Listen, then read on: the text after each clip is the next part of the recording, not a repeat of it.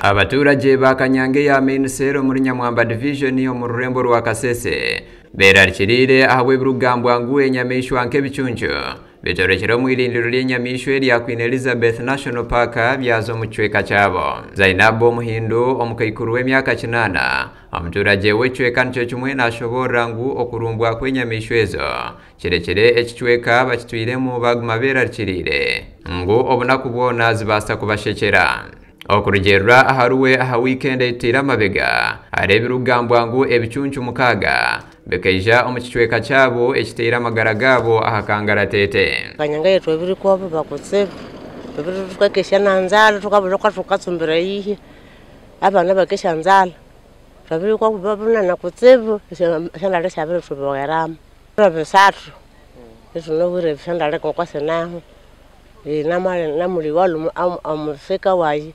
makana sokwepiki amasubura ali kwa tinanga ko hali bamasubura bakasilangara amakona mo. So we received the news that the lions have crossed to the population. We are now living in great fear. We almost now living like in those days of corona, of quarantine. Labani chiza omuturage w'ecweka nico cyumwe nashobora ngo nibashaba government kuera usyaho omuhigo ogwo kubinga ebichunchu ebyo okubigarura mu irindiro ry'enyamishwa kandi babikorere urugo rw'amashanyarazi okubehingurereza. The road we are using is neighboring the Queen Elizabeth National Park. So they are leaving work very early to make sure that they don't encounter with the lions.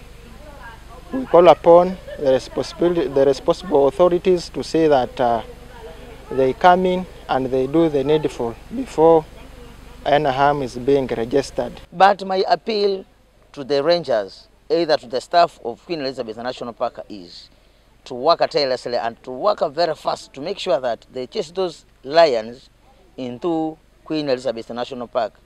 However much we have been tolerating, coexisting with elephants, I mean yes, with elephants.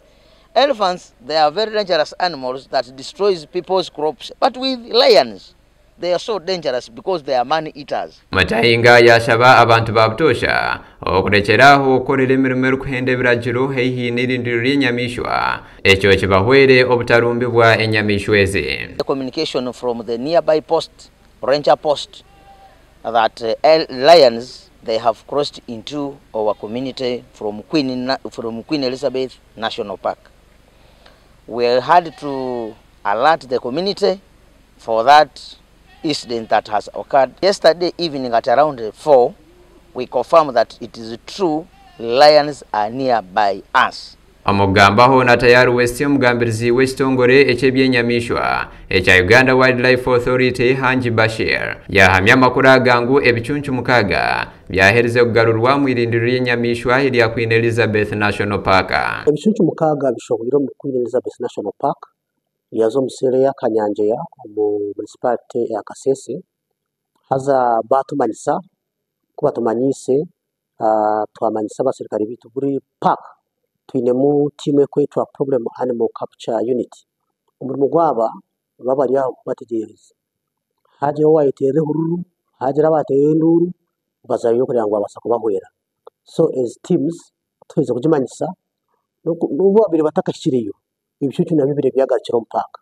So nsima mukama kugira ngo tinofutire kukantumanya ngo abantu bino bwoba yashobora ngo abawuwa bariyo nibakora na gatutu okugumizamu okumaririra urugo rw'amashanyarazi okwehinguririza emyanya hibabere batakashire.